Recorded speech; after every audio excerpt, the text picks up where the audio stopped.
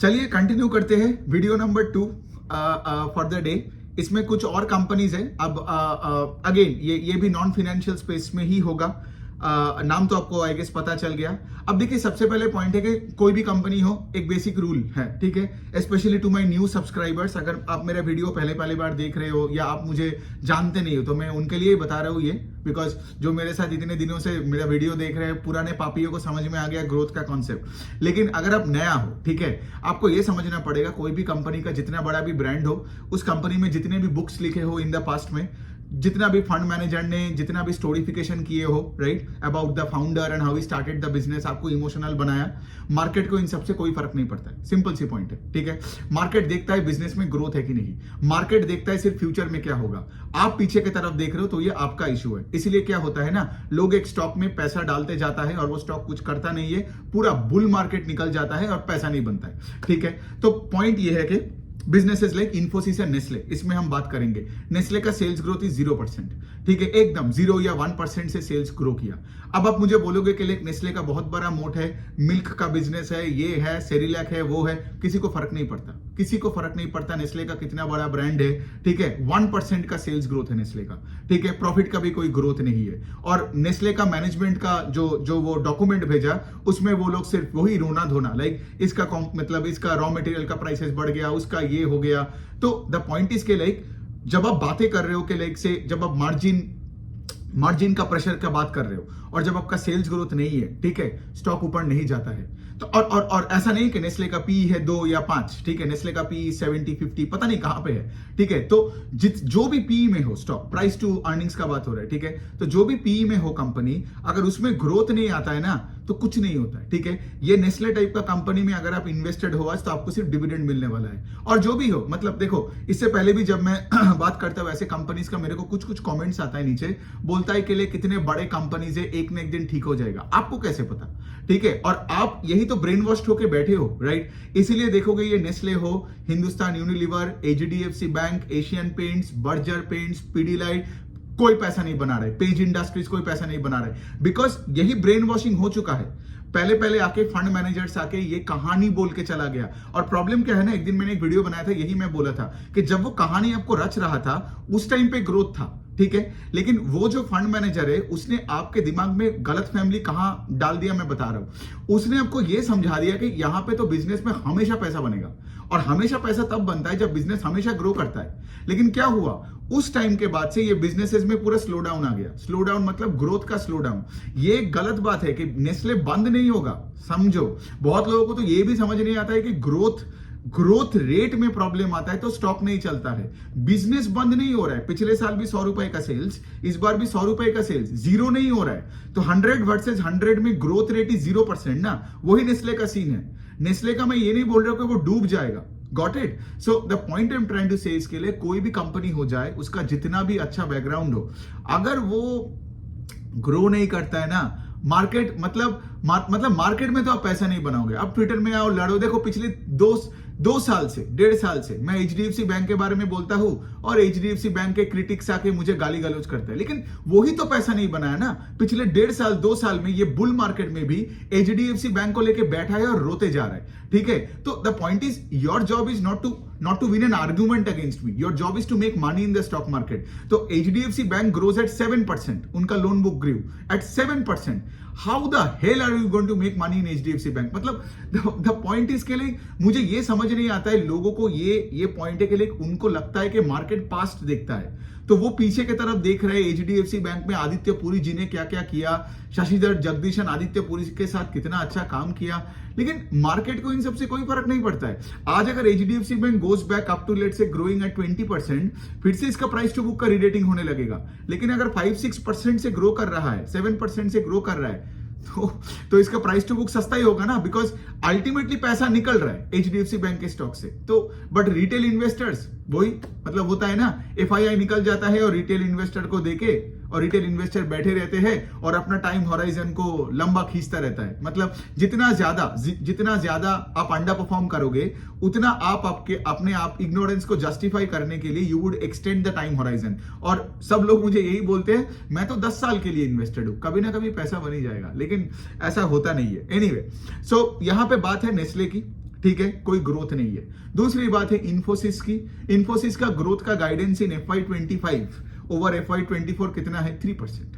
ठीक है, 3% का गाइडेंस देता है। विप्रो गाइडेंस देता है 1%। Now the point I am trying to say इसके लिए कि डजंट मैटर, आप इन्फोसिस लो, विप्रो लो, आप टीसीएस लो। टीसीएस का कितना? 8% का, आई थिंक 7-8% का नंबर आया सेल्स ग्रोथ का, और उसका आई थिंक गाइडेंस भी कुछ 7-8% के आसपास ही है। नॉर्थ अमेरिका इज स्ट्रगलिंग, ठीक है। तो जो भी कंपनीज है, अगर नॉर्थ अमेरिका में वापस ग्रोथ नहीं आता है तो ये आईटी कंपनीज में ग्रोथ नहीं आएगा। सिंपल सी पॉइंट है। Because if you look eight Infosys, ये नॉर्थ अमेरिका हेवी बिजनेस है, ठीक है, और वहां पे मेजॉरिटी उनका जो फाइनेंशियल सर्विसेज सेक्टर हो, हेल्थ केयर हो, ट्रांसपोर्टेशन हो, इन सब के लिए ये काम करते हैं, डिजिटल सोल्यूशन प्रोवाइड करते हैं, ये करते हैं, सप्लाई चेन में हेल्प करते हैं, दिस एंड दैट, राइट। लेकिन नॉर्थ अमेरिका में ग्रोथ आ नहीं रहे, और वो सबने बताया। Even if you look at businesses like Tata Elxsi भी कितना 14-13% से ग्रो किया।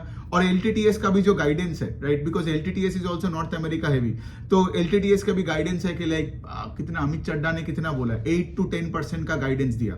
सो ऑल द कंपनीज में हमें देखना पड़ेगा कि गाइडेंस किस तरफ जा रहा है। If all the companies are giving guidance in single digits, ठीक है, दैट मीन्स यू नो के मतलब आईटी में क्या चल रहा है, कुछ नहीं हो रहा है, ठीक है। तो as an active investor, would you want to invest now and say for example and just waste your time misallocating the money here? No.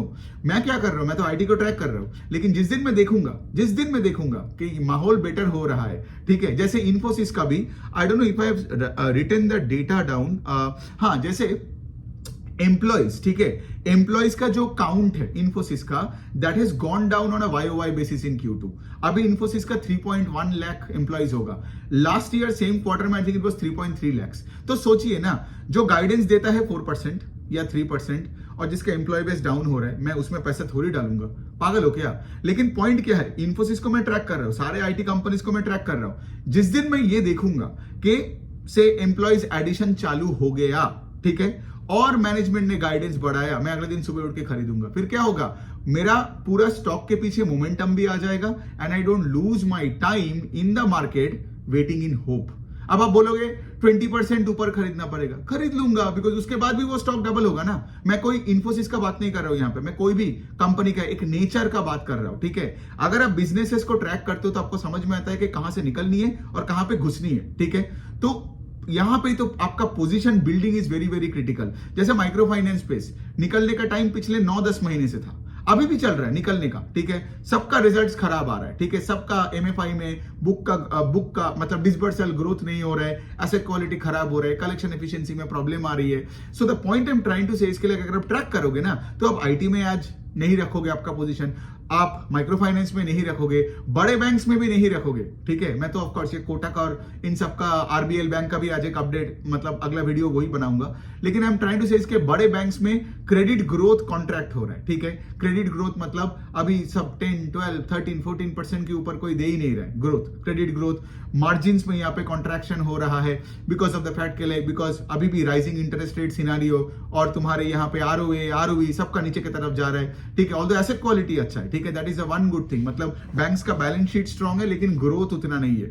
So the point इसके लिए, अगर आप एक एक्टिव इन्वेस्टर हो, तो ये बड़े बैंक्स हो या एमएफआईज हो या आईटी हो, ठीक है, मतलब आपके पोर्टफोलियो में अगर ये सारे स्टॉक्स बढ़े हैं ना आज, मतलब आपको समझ ही नहीं है कि दुनिया किस तरफ जा रहा है, क्या हो रहा है, इसीलिए आपके पोर्टफोलियो में आप अंडर परफॉर्म करते जाते हो। इसलिए मैं बोलता हूं ना, आपको कंपनी ट्रैक करनी है, वरना आपको कैसे पता चलेगा, बिकॉज दुनिया में ये जो अपॉर्चुनिटी सेट है ना, ये हमेशा मूव करता रहता है। कोई एक पर्टिकुलर सेक्टर में ऐसा नहीं कि हमेशा पैसा बनाएगा, और दूसरे सेक्टर जैसे ज्वेलरी, टेलविंड पे टेलविंड है, गॉट इट, जबकि दूसरे साइड में जैसे आपने आईटी देखा, हेडविंड ही हेडविंड है, गॉट इट। तो आपको इस तरीके से क्या पता आगे जाके ज्वेलरी में हेडविंड आ जाए और आईटी में आपका टेलविंड आ जाए, गॉट इट। तो फिर मैं क्या करूंगा, ज्वेलरी से निकाल के आईटी में डालता रहूंगा, गॉट इट। बिकॉज मुझे कोई ज्वेलरी कंपनी से ना प्यार है, ना मुझे आईटी कंपनी से कोई नफरत है। I am staying in the middle, ठीक है, मुझे कोई फर्क नहीं पड़ता, ठीक है। मेरे को है कि भाई मुझे पैसा बनानी है, उसके लिए जो भी नाम मुझे पैसे बनाएगा, जिसमें टेलविंड है, जो मार्केट लीडिंग ग्रोथ दिखा रही है, वो रेस में जीत रहा है, मैं इसमें और डालता जाऊंगा, ठीक है।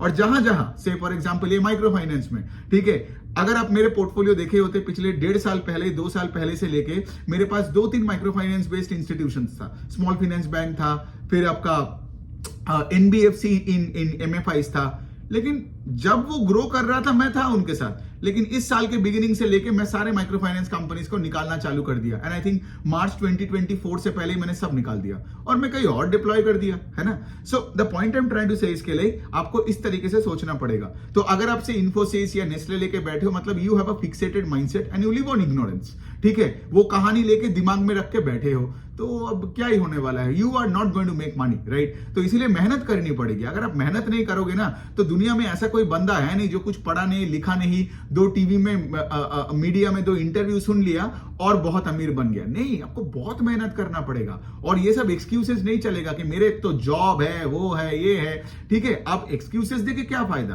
अंडर परफॉर्म आप ही करोगे। Got it. So the point I am actually trying to say इसके वेरी सिंपल हियर, एक्सक्यूजेस का जगह है नहीं। अगर आपको अल्फा जनरेट करना है मार्केट में, तो आपको मार्केट में सही से घुसना है और मेहनत करनी है, ट्रैक करनी है, एनी विच वे। तो वो हो गया इन्फोसिस और हमने इसका बात कर लिया, क्या बोलते हैं आपका, नेस्ले का। अब हम बात करते हैं क्रिसिल का। तो क्रिसिल जैसा बिजनेस आप देखोगे वो S&P का कंपनी है हमारे इंडिया में, क्रेडिट रेटिंग एजेंसीज है। क्रेडिट रेटिंग एजेंसीज ने आपने देखा होगा, कोई भी कंपनी का आपने देखा होगा कि लाइक वो अपने जब रिजल्ट्स लाते हैं एंड ऑल दैट, और उसमें लेट्स से क्रेडिट रेटिंग का कोई मतलब उसका कोई बॉन्ड इशुएंस में अपग्रेड करता है, तो वो कंपनी मतलब बहुत बहुत चौड़ में बताता है कि क्रिसिल ने हमारे हमने जो कॉर्पोरेट बॉन्ड्स इशू किया उसका रेटिंग्स बढ़ा दिया, ठीक है। अब सोचिए क्रिसिल टाइप की कंपनी का बिजनेस मॉडल क्या है। बिजनेस मॉडल बहुत सिंपल है। वो क्या करता है, जो भी कोई कंपनी लेट से बॉन्ड्स को इश्यू करता है तो उसको रेट करता है, ठीक है। मतलब मैं कंपनी हूं, ठीक है। अब देखो, मेरे को कैपिटल रेस करने के लिए मेरा 2 सोर्स है। एक है ऑफ कोर्स मैं अपना शेयर होल्डिंग डाइल्यूट करूं, आईपीओ लाऊं, राइट, दैट इज तो इक्विटी को डाइल्यूट करके मैं पैसा उठा रहा हूं, ठीक है। दूसरा है कि डेट, मतलब क्या, मैं एक बॉन्ड रेस करूंगा। बॉन्ड इज बेसिकली लाइक मतलब मैं लोन उठा रहा हूं, ठीक है। यहां पे मैं अपना इक्विटी को डाइल्यूट नहीं कर रहा हूं, मतलब मेरे प्रोमोटर होल्डिंग अगर 90% था तो बॉन्ड रेस करने के बाद वो 90% ही रहेगा, ठीक है। सो इक्विटी डाइल्यूशन में प्रोमोटर का स्टेक घटता है, लेकिन बॉन्ड रेजिंग में नहीं होता है। तो बॉन्ड रेजिंग में क्या है, मतलब एक लोन लेने के बराबर आपने कैपिटल उठाया, फिर आपने किस्ता में वो उसको दे दिया, इंटरेस्ट दे दिया, इंटरेस्ट प्लस प्रिंसिपल में वापस कर दिया। अब सोचो, when do you think when you raise a bond you will get money at a lower pay, मतलब at a lower cost, जब लेट से आपका रेटिंग्स हाई हो, राइट। इसीलिए आपको रेटिंग एजेंसी के पास जाना ही पड़ेगा, जैसे क्रिसिल हो गया, केयर, इकरा, और भी 3-4 है, और भी 3-4 रेटिंग एजेंसीज है। लेकिन इन सब में क्रिसिल का नाम सबसे स्ट्रांग है, इसलिए मैं क्रिसिल का नंबर्स को डिस्कस कर रहा हूं, थोड़ा मॉडल भी समझा के दे रहा हूं। तो यहां पे क्रिसिल में क्या हो रहा है कि कोई भी कंपनी जब अगर बॉन्ड्स रेस करता है तो क्रिसिल पैसा बनाता है, बिकॉज वो क्रिसिल के पास जाके बोलता है हमें रेटिंग कर दो। अब क्रिसिल उसको रेटिंग कैसे देता है, क्रिसिल कंपनी का फाइनेंशियल स्टेटमेंट्स देखता है, कंपनी का सेल्स देखता है, कंपनी का मार्केट देखती है, कंपनी का पीयर्स ग्रुप को देखती है। मतलब क्रिसिल का भी काम एक इक्विटी रिसर्च एनालिस्ट के तरह ही है। और उसके बाद लेट से फॉर एग्जांपल उसको एक रेटिंग दिया, मतलब the highest rating is always AAA, फिर आप देखोगे AA आता है, फिर A आता है, फिर BBB, BB, फिर पता नहीं C, D, फिर डिफॉल्ट जंक रेटिंग भी होता है समथिंग। तो द पॉइंट इज आपका रेटिंग डिपेंड करेगा आपका कंपनी का फाइनेंशियल्स में, ठीक है। सो लेट्स से क्रिसिल ने आपको एक रेटिंग दे दिया। अब नाउ आगे जाके क्या होता है, लेट्स से कंपनी ने और ज्यादा सेल्स किया, और ज्यादा प्रॉफिट बढ़ाया और बैलेंस शीट गेट स्ट्रॉन्गर, तो क्रिसिल क्या करेगा, क्रिसिल उस बॉन्ड को री-रेट करेगा। Got it. और लेट्स से गोइंग फॉरवर्ड अगर लेट्स से वो कंपनी का लेट्स से परफॉर्मेंस खराब होते गया, सो क्रिसिल क्या करेगा, उसको डीरेट कर देगा। Got it. मतलब लेट से पहले अगर A था कंपनी, फिर उसके बाद अच्छा किया तो कंपनी का बॉन्ड्स का A से AA हो जाएगा। Now here is the thing, right, जब कंपनीज अच्छा करने लगेगा और बॉन्ड्स का रेटिंग बढ़ जाएगा तो इंक्रीमेंटली उस कंपनी को क्या कर, मतलब उसको जब पैसा उठानी होगा, मतलब डेट मार्केट में जाके उसको लोअर कॉस्ट ऑफ बोरोइंग में और पैसा मिलेगा। यही बिजनेस मॉडल है। Got it. इसीलिए वो कंपनी क्रिसिल को पे करता है, राइट। दूसरे साइड में अगर कंपनी का परफॉर्मेंस खराब हुआ, राइट, तो क्या होगा, क्रिसिल उसको डीरेट कर देगा। मतलब लेट से A हुआ, A से लेट से नीचे BBB में डाल दिया या BBB माइनस कर दिया। तो इससे क्या होगा, इंक्रीमेंटली जब उस कंपनी को और पैसा उठाना पड़ेगा तो फिर क्या होगा, तो उसको हायर कॉस्ट में पैसा उठाना पड़ेगा, तो कंपनी का मार्जिन वगैरह इफेक्ट होगा, है ना। इसीलिए आपको समझ में आ रहा है कि अच्छे कंपनीज और अच्छे क्यों होते हैं और बुरे कंपनीज और बुरे क्यों होते हैं। अब यहाँ पे एक बहुत बड़ा कॉन्फ्लिक्ट ऑफ इंटरेस्ट होता है, ठीक है। कॉन्फ्लिक्ट ऑफ इंटरेस्ट ये है, क्रिसिल रेट कर रहा है जिसको, वही क्रिसिल को पैसा देता है ना। मतलब क्या है, अगर मैं क्रिसिल को लेट से पे कर रहा हूं, ठीक है, और से मेरा कंपनी का परफॉर्मेंस खराब हुआ, क्रिसिल आके मुझे बताता है कि भाई तुम्हारे बॉन्ड्स को मुझे मतलब डिग्रेड करनी है, तो डिग्रेड करने के लिए मैं तुम्हें और पैसा थोड़ी दूंगा, है ना। तो यहां पे बहुत प्रॉब्लम्स होते हैं। तो कंपनीज क्या करते हैं, लेट से क्रिसिल को छोड़ के केआर के पास चला जाता है और यही ये कॉम्पिटिटिव सिनेरियो बन जाता है। Got it. Although the companies want to get rated, but यहां पे बहुत लोचा हुआ है पास्ट में। 2008 में जो ग्लोबल फाइनेंशियल क्राइसिस हुआ था ना, उसमें यही सब लोचा हुआ था कि बहुत सारे जंक बॉन्ड्स को भी ट्रिपल ए बना दिया था। बिकॉज देखो, क्रेडिट रेटिंग एजेंसी को पैसा चाहिए, ठीक है। तो मैं ये नहीं बोल रहा हूं कि क्रिसिल अभी ये सब कर रहा है, ठीक है, लेकिन S&P, मूडीज, अगर आप 2008 में जाके देखोगे, वो जो उतना बड़ा क्राइसिस हुआ था, अब सोचिए ना, कोई सब प्राइम जो ये मॉर्गेज था, ठीक है, एकदम कचरा जो बॉन्ड्स था, उसको ट्रिपल ए दिया किसने? Got it. क्योंकि देखो, ये ट्रिपल ए देखने के बाद ही तो कोई बंदा एक बॉन्ड में इन्वेस्ट करेगा, वो तो डेट मार्केट में वो इन्वेस्ट करेगा। लेकिन सोचो, अगर किसी ने आपको ट्रिपल ए देके रखा है, तो by default the person is going to trust the rating ना। समझ रहे हो? बहुत सिंपल है। लेकिन अगर से जो रेट किया है, अगर वही बंदा साला बिका हुआ है, मतलब कॉर्पोरेट ने उसको क्या बोल के रखा है कि भाई देख, हमारा हालत बुरा है, लेकिन हम तुम्हारे को let's say for example US का ट्रिप का पैसा दे रहे हैं, एक मर्सिडीज खरीद के दे रहे हैं, तुम भाई सिर्फ मुझे एक ट्रिपल ए दे दो, ठीक है। तो फिर क्या होगा, उसको ट्रिपल ए मिल गया और उससे वो कंपनी बहुत सारे पैसा तो उठा लिया at a very low cost. Got it. लेकिन आगे जाके वो पैसा डूब गया और फिर उसके बाद क्या हुआ, तो 2008 में यही हुआ था। मतलब ये जो पूरा क्राइसिस के बाद, देखो मैं कहां से कहां चला जा रहा हूं, but it's important because CRISIL मैंने इससे पहले कभी कवर नहीं किया, बट इट्स ठीक है, मतलब आप लोग ये सीखो ये सब कि द पॉइंट इसके लिए। उसके बाद क्या हुआ, ये लोग कुछ नहीं करते हैं, क्योंकि देखो क्रिसिल का या S&P का बात करो, स्टैंडर्ड एंड पुअर, ठीक है, S&P का आप देखोगे कोई कॉम्पिटिशन हो ही नहीं सकता है। Got it. तो ये घपला करे ना करे, ये लोग ही रहेगा। Got it. तो मतलब क्या, ये लोग टिकेगा। लेकिन द पॉइंट इसके लिए, क्या इनका स्टॉक पैसा बनाएगा कि नहीं, वो आता है क्वेश्चन। तो द गेम हियर इसके लिए, ये कॉन्फ्लिक्ट ऑफ इंटरेस्ट रहेगा ही रहेगा, ठीक है। ऐसा कोई सिचुएशन आज तक तो किसी ने नहीं निकाला कि लाइक हाउ डू यू, मतलब like you know like clear the conflict. ये कॉन्फ्लिक्ट रहेगा ही कि तुम जिसको साला रेट कर रहे हो, वही तुम्हें पैसा पे कर रहा है फॉर द बॉन्ड्स जो वो रेस कर रहा है। Got it. सो बात वही है, ठीक है। तो अभी हम बात करते हैं कि इंडियन का जो बॉन्ड मार्केट है, हमारा जो डेट मार्केट है, उसका growth high single digit to low double digit का होता है, ठीक है। अब क्रिसिल का सेल्स ग्रोथ किस किस रेट से होता है, सोचो, दो तरीके से होता है, बैंक लोन रेटिंग का ग्रोथ एंड दूसरे साइड में तुम्हारा बॉन्ड इश्यूएंस का ग्रोथ।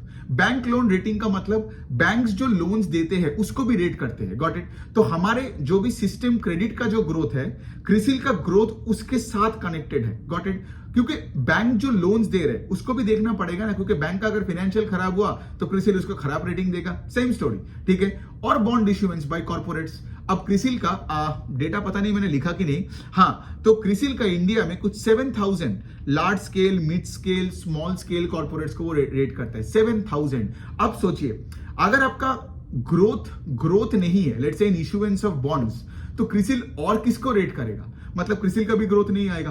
तो इसलिए मैं बता रहा हूं, क्रिसिल का भी growth, if you look eight हमारे देश में पिछले 3, 4, 6, 8 साल में बॉन्ड इश्यूएंस का ग्रोथ रेट 10-12% ही होता है। तो क्रिसिल का ग्रोथ अभी कभी आप 40% से एक्सपेक्ट नहीं कर सकते हो। इस बार भी Q2 में क्रिसिल ग्रू 10% YOY इन Q2, ठीक है। तो वैसा ही है। एंड उनका क्रिसिल का पैट आई थिंक ग्रू 14% के आसपास। तो देखो, ये सारे बहुत स्टेबल कंपनी, जैसे मैंने बोला, कॉन्फ्लिक्ट हुआ नहीं, कॉन्फ्लिक्ट हुआ, लेकिन क्रिसिल रहेगा ही, ठीक है। क्रिसिल कहीं नहीं जाएगा, because ultimately if you make another rating agency, for example आज मैं राजर्षि रेटिंग एजेंसी बनाता हूं, RRA, ठीक है, लेकिन कौन सा कंपनी मेरे से रेटिंग लेने आएगा? Got it. बिकॉज वो अगर रेटिंग मेरे से लिया भी, मार्केट तो उसको ट्रस्ट नहीं करेगा, मार्केट वही क्रिसिल को ही ट्रस्ट करेगा, बिकॉज वो S&P का है, ये है, वो है, या इकरा है, फिर केआर रेटिंग है, so on and so fourth, ठीक है। तो ये हो गया क्रिसिल का। अब चलिए, आई गेस मैंने 3 कंपनीज को यहां पे किया। एक और कंपनी कर लेते हैं, बजाज ऑटो का नंबर्स आया है, ठीक है। वो ऑटोमोबाइल ऑफ कोर्स कंपनी है। बजाज पल्सर तो बहुत अच्छी ब्रांड है।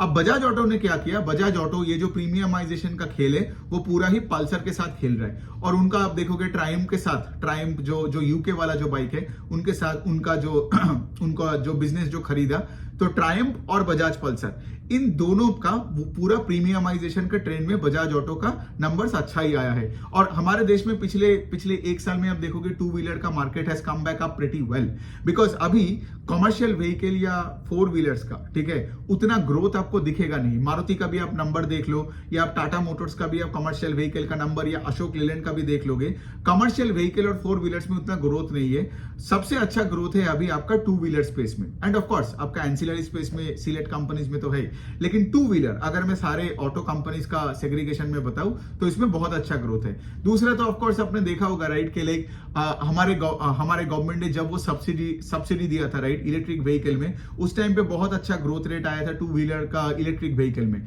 लेकिन जब से वो सब्सिडी को घटा दिया, आई थिंक ये वाला बजट में जब घटाया, उसके बाद आप देख रहे हो कि वहां भी ग्रोथ रेट घट गया, ठीक है।